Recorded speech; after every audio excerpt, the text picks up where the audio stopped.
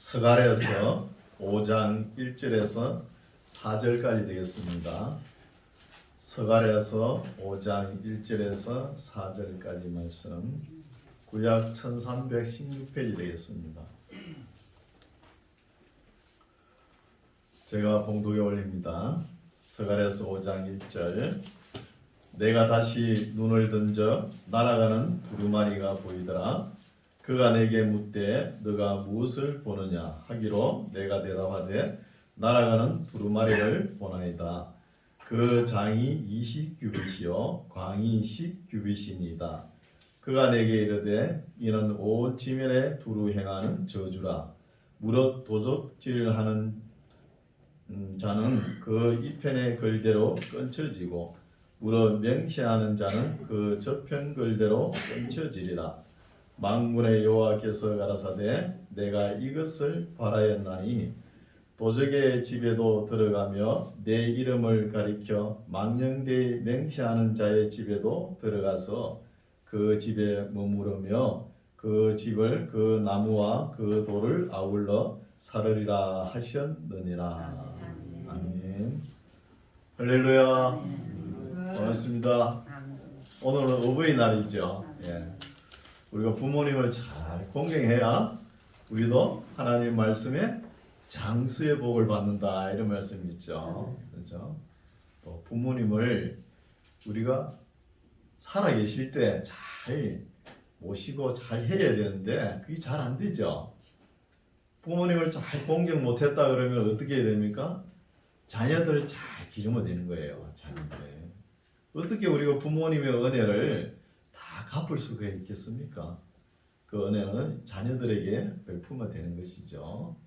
예. 오늘 말씀은 어버이 주일의 말씀을 따로 준비하지 않고 우리 교회는 그냥 창세기부터 계시록까지 쭉 흘러가죠. 예. 오늘 스가랴가 이제 환상을 8가지 정도 본 거예요. 첫 번째는 말 탄 자, 홍마와 자마와 백마를 탄 자, 이런 환상을 보고, 또 두 번째는 내 뿔과 내 공장, 이런 환상을 보고, 또 세 번째는 청량줄, 청량줄에 대한 환상을 보고, 또 네 번째는 그죠? 대제사장 여호수아가 더러운 옷을 입고 있는 거 환상, 또 다섯 번째는 등잔과 두 감람나무의 비유, 이런 환상을 보고, 오늘 말씀에는 보면은 날아다니는 두루마리, 이 저주의 두루마리를 환상을 봤다는 거예요. 그리고 또 에바 속의 여인의 환상, 그리고 네 뱅거의 환상, 이래가지고 8가지의 환상을 본 거예요. 에스겔이, 아니 스가랴가 환상을 보고 모르니까 계속 묻죠, 천사에게.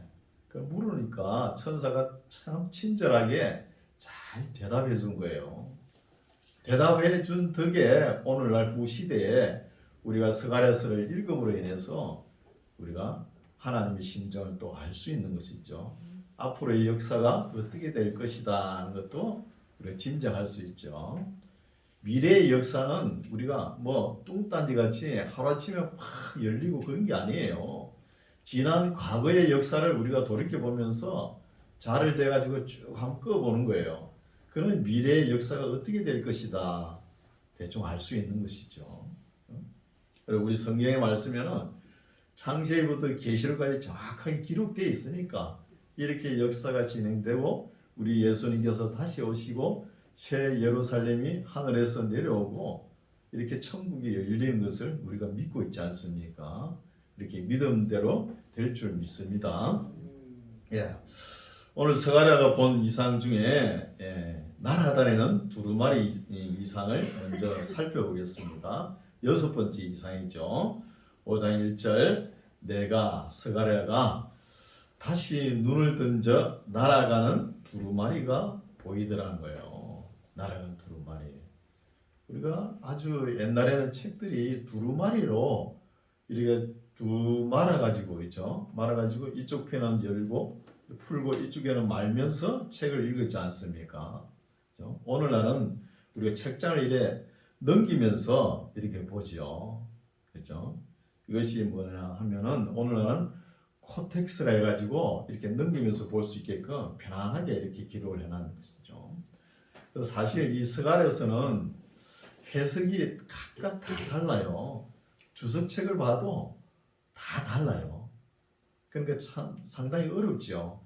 이렇게 번역을 해놓은 사람도 어렵게 번역을 했는데 또 맞지 않는 거예요. 어렵다는 것입니다. 아무리 어렵다 해도 우리가 하나님 말씀인데 읽어봐야 될 거 아닙니까? 그렇죠?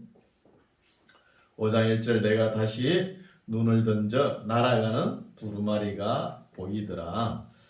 2절 그가 내게 묻되 천사가 스가랴를 따라다니면서 해석해주는 천사가 이제 스가랴가 항상 묻죠 먼저. 이번에는 천사가 먼저 물어봐요. 네.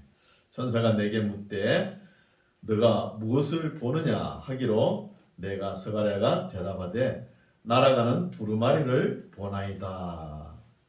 그 장이 길이가 20규빗이요. 1규빗이라 그러면 한 50cm 기준으로 하면 10m라는 것이죠. 10m. 그리고 광이 넓이가 10규빗입니다. 넓이는 5m 정도 되고 길이는 한 10m 되는 상당히 길죠. 이걸 이렇게 두루마리로 된 걸 보는 거예요. 이것을 이 스가랴가 봤는데 또 무엇인지 모르죠. 천사가 해석을 해줍니다. 3절 그가 내게 이르되 천사가 스가랴에게 이르되 이는 온 지면에 두루 행하는 저주라는 거예요. 온 지면에 두루 행하는 이 저주의 두루마리가 딱 두 분류의 하나님께서 두 분류의 사람들에게 이 저주가 임하게 하는 거예요. 온 지면에도 저주가 임하고 또 하나님의 규례와 법도를 따르지 않는 집에 이 저주의 두루마리가 임한다는 거예요. 집에도. 그래서 저주라 무릇 첫 번째 저주가 임하는 집이 도적질이죠. 도적질하는 자는 그 이편의 글대로 끊쳐진다는 거예요. 두루마리를 쭉 펴면서 한쪽에는 말고 한쪽에는 풀죠. 이쪽 편과 이쪽 편이 있지 않습니까? 그러면은 도적질한 사람들은 이쪽 편에 저주가 임하고 두루마리에 기록된 대로 또 하나 더 있죠. 도적질하는 자는 그 이편의 글대로 끊쳐지고 무릇 맹세하는 자는 그 저편 글대로 끊쳐진다는 거예요. 맹세하는 자는. 우리가 여기 보면은 죄악은 뭡니까? 우리가 욕심의 대가라는 거예요. 우리 욕심 하나 이거 내려놓으면은 참 편한데 이거 내려놓지 못하죠.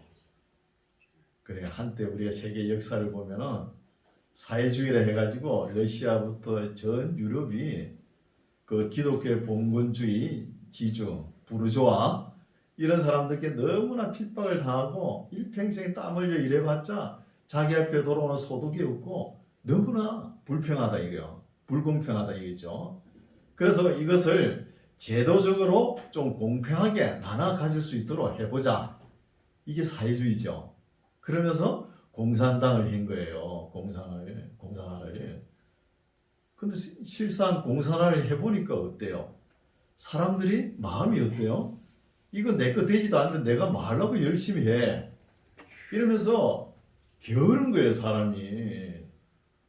제가 어릴 때 시골에 뭐 새마을 운동하면서 시골에 길이 좁아가지고 길 부역을 많이 했잖아요. 그 어르신들 부역하는 보면은 일을 성의 있게 안 해요. 왜 그러냐? 어차피 땀 흘려도 똑같이 돌아간다 이게요. 공평하게. 그런 생각을 가지는 것이죠. 그래서 어떤 분은 이렇게 한참 사비나 이래 꽃갱이로 일을 하다가 한참 서가 있어요. 서 있으면 나이 드신 분이 와가지고 그래 멀쩡하게 서 있으면 개가 와서 오줌 눈다, 오줌 싼다, 그 전봇대인 줄 알고 그런 이야기 들은 거예요. 그리고 길 부역 나와가지고 땀 흘려 일하면은 3대가 빌어먹는다 이런 말도 있잖아요. 또 산에 산림 녹화해가지고 묘목을 이래 주면서 산에 60년대 70년대는 불구덩이 상이었잖아요. 거기에 묘목을 심으라 그러면 그것도 신기 싫어가지고 부역으로 하니까요. 돈을 안 주니까. 그걸 갖다 묘목을 20개, 40개 이러니까 한 주먹 쥐어다가 구덩이 한 구덩이에다 푹 삽으로 파가지고 묶고 말아버리죠. 그 얼마나 소비가 심합니까? 그런 역사를 우리가 살아왔지 않습니까? 그래서 신약 시대에도 우리 예수님께서 말씀하시죠. 심판의 복음 마태복음에 보면은 악하고 뭐라고 해요? 게으른 종아리. 악하고 게으른 종. 우리가 남의 물건을 훔치거나 남에게 피해를 주는 악한 죄는 저지르지 않지만 이 게으른 죄는 저지를 수 있습니다. 게으른 거는. 우리 너무 게으르면은 자기 능력을 사장시키는 거예요. 게을러 보시면 자기가 타고난 능력이 충만한데 게을러 가지고 발휘를 못하는 거예요. 또 자기 시간을 도적질 당하는 것이죠. 이런 것을 질책합니다. 그래서 남의 물건을 이 마음은 내가 가지고 싶고 뭘 해보고 싶고 이 정도는 하나님께서 인정을 해요. 우리 자본주의에서 그죠? 뭘 가지고 싶고 이런 게 없으면 이 자본주의 경제가 어떻게 돌아가겠습니까? 안 돌아가잖아요. 그 정도는 인정하지만 이걸 가지고 자기만 가득 챙기고 베풀지 않겠다. 이것을 지적하는 거예요. 그럼 부자는 왜 하나님께서 주셨을까요? 어려운 사람들 너 목도 내가 가지고 있다. 이러면서 나눠주라는 거예요. 나눠주지 않고 우리나라 사람은 자기가 다 가지고 있으니까 문제가 되는 거죠. 이 욕심 때문에 정치적, 경제적 모든 것이 여기에 다 걸려 있는 것이에요. 물질에. 그렇죠? 그래서 내게 이르되 이는 온 지면에 두루 행하는 저주라. 무릇 도적질하는 자는 그 이편글대로 끊쳐지고 무릇 맹세하는 자는 그 저편글대로 끊쳐진다는 거예요. 그리고 여기 또 맹세하는 자 여기에 또 하나 또 걸려 있죠. 이 맹세는 우리 이방인들은 하나님의 이름으로 이렇게 맹세한다는 소리를 잘 안 해요. 근데 이스라엘 민족 유대인들 보십시오. 이미 습관화로 내가 하나님의 이름으로 맹세한다. 결코 맹세한다 이러죠. 이 맹세라는 단어를 자주 쓰는 사람은 신용이 없는 사람이에요. 신용이 없으니까 내가 하나님의 이름을 두고 맹세한다 이러죠. 그래서 하나님 앞에 헛맹세를 하지 말라는 거예요. 하나님 앞에 하나님을 끌고 들어가 가지고 사람과의 맹세를 해놓고 하나님이 들어가지 않습니까? 들어가고 자기가 지키지 못하면은 누구의 영광을 가려요? 하나님의 영광을 가리지 않습니까? 그런 짓 하지 말라는 거예요. 그래서 도적질과 맹세하지 말라는 것이죠. 4절 만군의 여호와께서 가라사대 내가 이것을 바라였나니 도적의 집에도 저주의 두루마리가 들어가며 내 이름을 가리켜 망령되이 맹세하는 자의 집에도 들어가서 그 집에 머무르며 그 집을 그 나무와 그 돌을 아울러 사르리라 하셨다는 거예요. 그렇죠? 그래서 우리가 욕심을 이거 좀 내려놓고 부리지 않으면 되는데 참 버리기가 힘들죠. 그래, 앞으로 경제는 신자본주의라 해가지고 이 큰 손이 이거 잡고 있을 거예요. 큰 손이 잡고 있으면서 뭘 가져가냐? 기술을 하고 자본을 다 가져가는 거예요. 우리 성경을 읽어보면 그거 다 가져가는 사람이 누구예요? 가짜 유대인. 거기에서 나중에 저 그리스도가 나오는 거예요. 오늘날도 우리가 보면 세계화를 한다 그러면서 이런 무대를 자꾸 밟아가는 거예요. 거기에 반대하면서 NGO라는 단체가 한때 우리는 세계화 물결에 반대한다 이렇게 많이 했지 않습니까? 한때 그러지만 지금은 어떻게 된지요? 나서지를 않아요. 우리 기독교도 보면은 WCC 해가지고 온 불교도 좋다, 온 세계 교회, 이슬람도 좋다 다 모이지 않습니까? 그게 뭐예요? 세계화 물결이에요. 하나로 만드는 거예요. 만들어 나오면 큰 손이 한 사람이 나타나요. 그래서 NGO 단체를 해가지고 한때는 반대를 하더만 나중에 옆에 뭘 먹었는지 돈을 집어주거든요. 자꾸 소리를 내면 집어주니까 돈 그 받고 가만히 있는 거예요. 이런 시대로 계속 흘러갑니다. 그렇죠? 이런 것을 우리가 먼저 알아야 되겠죠. 예, 이제 5절 말씀은 에바 속에 있는 여인의 말씀입니다. 5절 내게 말하던 천사가 나와서 내게 이르되 스가랴에게 이르되 너는 눈을 들어 나오는 이것이 무엇인가 보라 하기로 내가 묻되 이것이 무엇이니까 그가 가로되 나오는 이것이 에바라는 거예요. 에바. 에바는 뭐냐 하면은 곡식을 대는 거 도량 단위예요. 곡식 한 말 한 대 한석 이런 거 있잖아요. 이런 도량 단위입니다. 에바니라 또 가로되 온 땅에서 그들의 모양이 이러하니라. 7절 이 에바 가운데에는 말통 같은 이 에바 가운데는 한 여인이 앉았느니라 하는 동시에 둥근 납 한 조각으로 들리더라.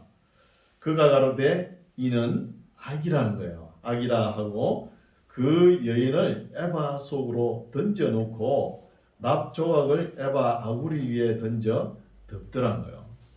그래 한 여인을 에바라는 이렇게 곡식 도랑 단위 이런 말통 같은데 이어놓고 그 위에 아구리에다가 납 조각으로 딱 덮는다는 거예요. 납으로 땜빵하면 열지를 못하잖아요. 요거 이어놓고 이렇게 아구리를 막고 9절 내가 또 눈을 들어본 적 두 여인이 나와 있다는 거예요. 스가랴 보니까 두 여인이 나와 있는데 하계 날개 같은 날개가 있다는 거예요. 있고 그 날개에 바람이 있더라. 그들이 그 에바를 천지 사이로 들었기로 내가 내게 말하는 천사에게 묻되 그들이 에바를 어디로 옮겨 가나이까 하매 내게 이르되 천사가 그들이 시날 땅으로 가서 그를 위하여 집을 지으려 함이니라. 집이 준공되면 그가 에바 속의 여인이 제 처소에서 머물게 된다는 거예요. 이 말은 무엇이냐? 아무리 주석가들이 주석해 놓은 거 책을 봐도 정확하게 이해가 안 갑니다. 이거는 이해가 안 가는데 이렇게 한번 해석을 할 수 있어요. 어떻게 하냐 하면 11절에 보세요. 내게 이르되 그들이 여기서 그들이라는 것은 에바 속에 한 여인을 엮고 또 두 여인이 있죠. 두 여인이 날개가 있어가지고 천지 사이로 날아가지고 시날 땅으로 간다는 거예요. 이 시날 땅은 바벨론 땅입니다. 바벨론 나라를 시날이라고 그러죠. 시날 땅으로 가서 그를 위하여 집을 짓는다는 것이죠. 이걸 해석하면은 뭐냐 하면은 바벨론 1차 포로 기한할 때 스룹바벨과 대제사장 여호수아가 그때 아닙니까? 기한할 때 바벨론에서 어떤 악을 가져왔다는 거예요. 악 중에서도 가장 사악한 악 여신, 여신이죠. 여신의 원조는 우리 어디에서 나오죠? 창세기 10장에 나오죠. 창세기 10장에 보면은 니므롯의 아내 세미라미스라는 여자가 나와요. 그래서 니므롯이 이제 세미라미스라는 여인과 살다가 일찍 죽어요. 니므롯이 죽고 난 뒤에 이 세미라미스라는 여인이 사생아를 낳아요. 사생아를 낳은 것이 담무스죠. 이 담무스가 이제 성장해가지고 이렇게 자기 어머니 세미라미스가 하는 말이 우리 남편 니므롯이 환생을 해가지고 내 아들 담무스로 태어났다는 거예요. 그러면서 환생을 했으니까 내 아들도 신이라 그런 거예요. 내 아들이 신이니까 나는 아들의 어머니니까 당연히 나도 신이다. 이렇게 나오는 거예요. 여신의 원조가 여기서 출발하는 거예요. 여신이. 그래서 그러면서 또 아들 담무스와 결혼을 해요. 아들과. 이렇게 흉악한 여인이에요. 세미라미스가. 그러면서 이렇게 여신이 출발해가지고 이 여신들이 바벨론 문화권에 다 들어가 있었다는 거예요. 그래서 이 세미라미스라는 이 여신의 이름이 여러 이름으로 바뀌죠. 아스다롯이라는 이름으로 바뀌고 아프로디테라는 이름으로 바뀌고 또 뭐예요? 비너스라는 이름으로 바뀌는 것이죠. 그 비너스 이름은 좋은 용어가 아닙니다. 그렇죠? 이렇게 변하는 것이죠. 또 아르테미스 이런 이름으로 변합니다. 그래서 바벨론 나라에서 이 여신이 따라온 것을 다시 에바의 말통이라는 게 에바에 엮고 이어가지고 위에 나오지 못하게 납으로 봉해가지고 다시 보낸다는 거예요. 바벨론 나라에. 다시 보내야 지금 예루살렘 성전을 짓고 있지 않습니까? 성전이 깨끗해질 거 아닙니까? 그렇죠? 그런 의미로 해석할 수 있습니다. 이제 6장은 보면은 네 뱀거 이야기입니다. 이제 8번째 환상이죠. 내가 또 눈을 들어 본적 네 병거. 병거는 전차죠. 전차. 네, 마차 그죠? 전차. 병거가 두 산 사이에서 나왔는데 그 산은 노산이더라. 첫째 병거는 홍마들이, 둘째 병거는 흑마들이, 셋째 병거는 백마들이, 넷째 병거는 어룽지고 건장한 말들이 메었는지라.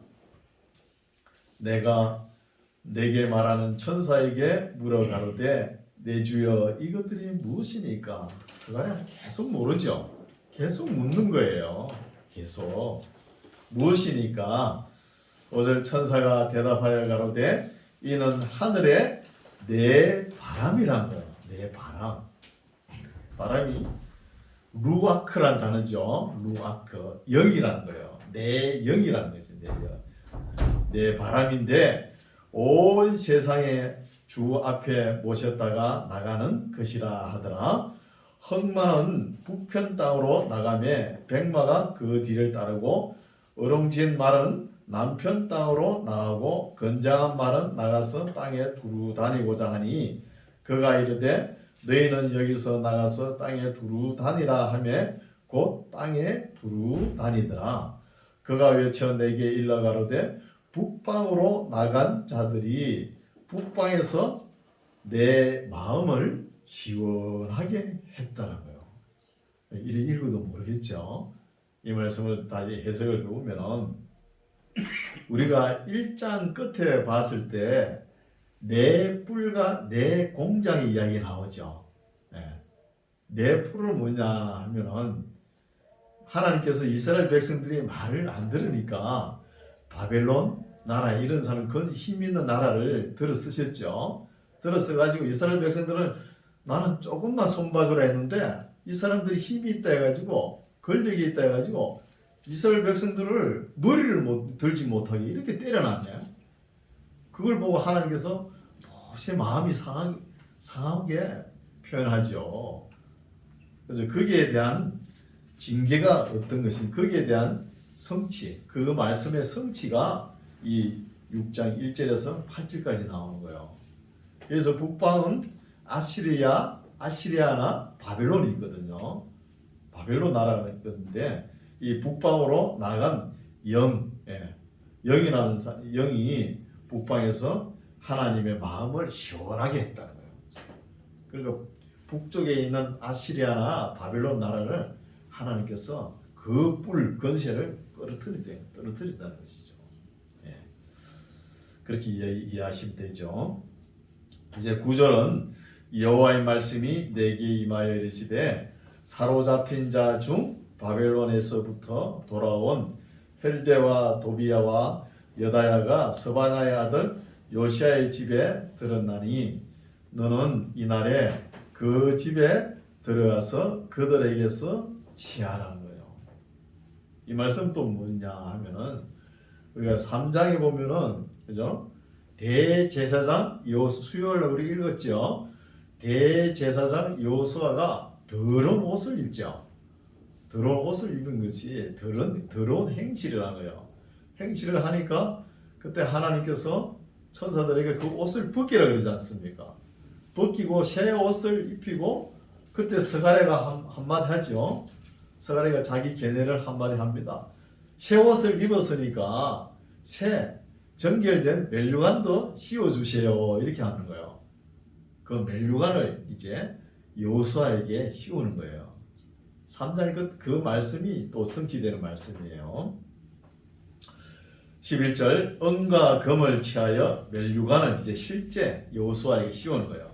멜류관을 만들어 여호사닥의 아들 대제사장 여호수아의 머리에 씌우고 고하여 이르기를 만군의 여호와께서 말씀하시되 보라 순이라 이름하는 사람이 자기 곳에서 돋아나서 여호와의 전을 건축하리라. 이런 말씀은 상당히 어려워요. 목회자가 설교를 해도 어려워요. 제가 설교를 하기 위해서 한 20번을 읽었을 거예요. 어떻게 하면 바르게 설명을 할까? 그래서 주석책을 봐도 잘 모르겠더라고요. 그래서 여기는 보면은 지금 이스라엘 백성들이 1차 포로 기한을 해가지고 짓는 성전이 스룹바벨 성전이죠. 이 스룹바벨 성전은 후 시대 신약 시대에 우리 예수님이 오시면은 다 무너지는 거예요. 모형이죠, 모형밖에 안 되죠. 그래서 여기서 보라 순이라는 것은 우리가 이사야서 4장 2절에 보면 싹이라고 번역됐죠. 싹. 우리 식물을 키우면 제일 먼저 우미 돋죠. 눈이 있죠. 눈이 있고 그 다음에 순이 있고 그 다음에 눈이 있고 싹이 있고 그 다음에 우미 돋고 순이 있고 가지가 되는 것이죠. 그런 것처럼 이 순은 예수님을 표현하는 거예요. 예수님을. 그럼 먼 스가랴 시대 한참 지나가지고 예수님 시대가 오지 않습니까? 예수님께서 오셔야 우리가 영원한 교회, 오늘날 교회 있죠. 오늘 교회라 그러면은 예배하는 예배당입니다. 우리가 이 교회라는 단어를 써가지고 예배당입니다. 예배하는 장소. 그러나 우리 마음속에 영원한 천국의 교회는 뭐예요? 예수님 안에 있는 거예요. 예수님 안에. 그래서 예수 믿는 무리들이 교회라는 거예요. 큰 의미에서는. 꼭 건물에 갇혀가지고 요것만 교회라 이렇게 생각하면 안 되죠. 그래서 스룹바벨 성전은 이 모형에 불과하니까 먼 훗날 예수님이 오셔가지고 영원한 성전 하나님의 전이 건설된다는 거죠. 그게 뭐예요? 예수님 안에. 너희가 내 안에 거하라 그러지 않습니까? 너희가 내 안에 거하면 내가 너희 안에 거하리라. 이게 영원한 교회가 되는 것이죠. 13절 그가 여호와의 전을 건축하고 영광도 얻고 그 위에 앉아서 다스릴 것이요 또 제사장이 자기 위에 있으리니 이 두 사이에 평화의 언원이 있으리라 하셨다 하라나. 평화의 언원이 있을 때 있다 한 말은 우리 주님께서 오셔야 영원한 평화의 언원이 진행되는 것이죠. 평화의 언원이. 여기서 보면은 13절 다시 읽을게요. 그가 앞에 순을 나타내는 거예요. 예수님 여호와의 전을 영원한 그 전을 건축하고 영광도 얻고 그 위에 앉아서 다스릴 것이요. 다스린다는 것은 지금 스가랴 시대는 누구죠? 총독이죠. 총독. 왕이죠. 그러니까 우리 신약 시대는 예수님은 유대인의 왕으로 오시잖아요. 유대인의 왕으로 오시죠. 그래서 지금 총독이 담당하는 게 왕 직분을 담당하지 않습니까? 왕과 또 제사장이 누구죠? 지금은 여호수아죠. 여호수아. 제사장이 자기 위에 있다는 거예요. 그럼 왕과 제사장과 예언자는 하나님께서 기름 붓죠. 하나님께서. 그럼 신약 시대에 누구를 예표하기 위해서 이렇게 기록해 놨을까요? 예수님을 예표하는 거예요. 예수님을. 그래서 이 왕과 제사장, 우리 예수님께서 왕의 직분도 감당하시고 제사장 직분도 감당하시고 또 메시아 예언자 직분도 감당하지 않습니까? 이걸 다 나타내는 것이 예수님을 나타내기 위해서입니다. 예수님을. 상당히 어렵죠. 예. 지금 시대는 스룹바벨이 총독이고 왕이고 또 예언자는 스가랴고 또 제사장은 여호수아잖아요. 그럼 이걸 딱 따져보면은 우리 예수님은 스룹바벨 자손이죠. 또 예수님 이름이 뭐예요? 여호수아잖아요. 여호수아, 대제사장 여호수아. 그리고 스가랴, 그것도 예언자지만 또 예언자 직분도 다 감당하지 않습니까? 이런 것을 우리가 파악해야 되죠. 그래서 이 두 사이에 평화의 언원이 있으리라 하셨다 하고 14절 그 멸류관은 헬렌과 도비야와 여다야와 스바냐의 아들 헨을 기념하기 위하여 여호와의 전 안에 두라 하셨다는 거예요. 근데 이때 멸류관은 여호수아가 지금 제사장 직분을 감당하기 위해서 여호수아에게 정한 간을 씌우지만 이것도 예표라는 거예요. 이 진짜 정한 멸류관은 누가 써야 돼요? 우리 예수님께서 쓰셔야 된다는 거예요. 예수님께서. 근데 예수님 당시에 그때 사람들은 우리 예수님께 씌운 게 뭐예요? 가시 멸류관을 씌웠다는 가시 멸류관. 사람들이 악해가지고 그렇죠? 가시 멸류관을 씌운 것이죠. 15절 먼데 사람이 와서 여호와의 전을 건축하려니 만군의 여호와께서 나를 너희에게 보내신 줄을 너희가 알리라. 너희가 만일 너희 하나님 여호와의 말씀을 청종할진대 이같이 된다는 거예요. 그러니까 15절 말씀은 뭐냐? 앞에 14절에 영원한 멸류관을 우리 예수님 머리에 씌웠으면은 역사가 지금까지 이렇게 어렵지 않았을 거예요. 그때 영원한 천국이 열릴 수도 있었다는 거예요. 그때 그러지 못했잖아요. 사람들이 가시 멸류관을 씌웠기 때문에 가시 멸류관을 씌웠다는 것은 여호와의 하나님의 말씀을 청종하지 않았다는 것이죠. 15절에 하나님의 말씀을 청종하면은 앞에 14절의 말씀 영원한 멸류관을 우리 예수님께서 씌셨을 것이라는 거예요. 이런 내용이죠.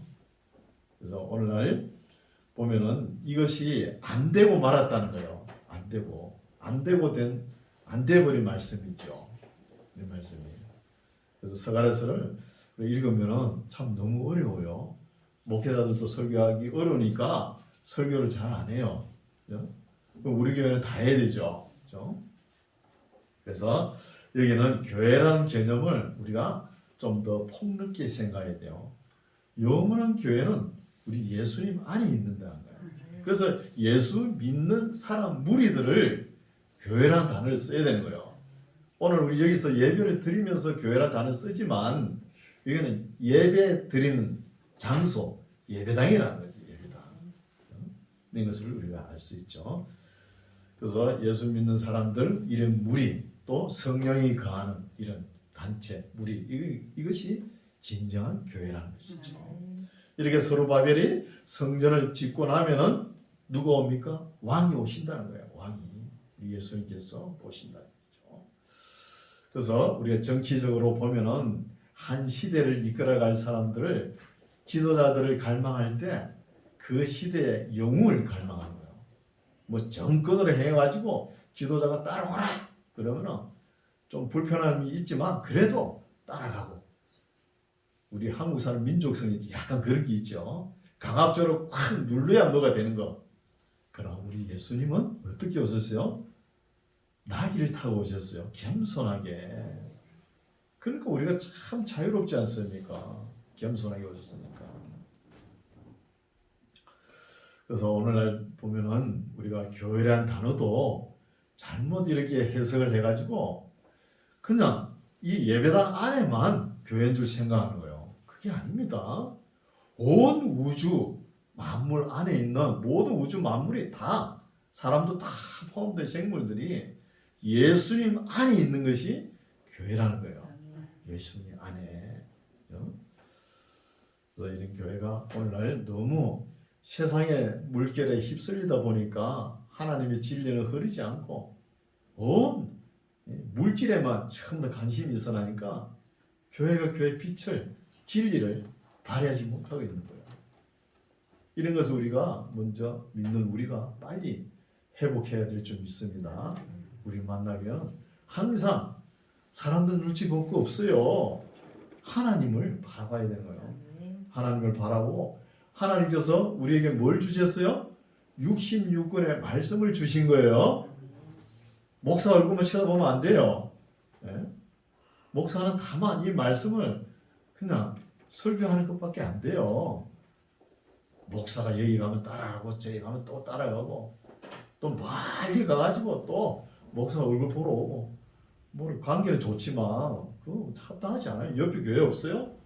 옆에 교회 가까운 교회 가가지고 성실하게 충성 봉사하면 되는 것이죠.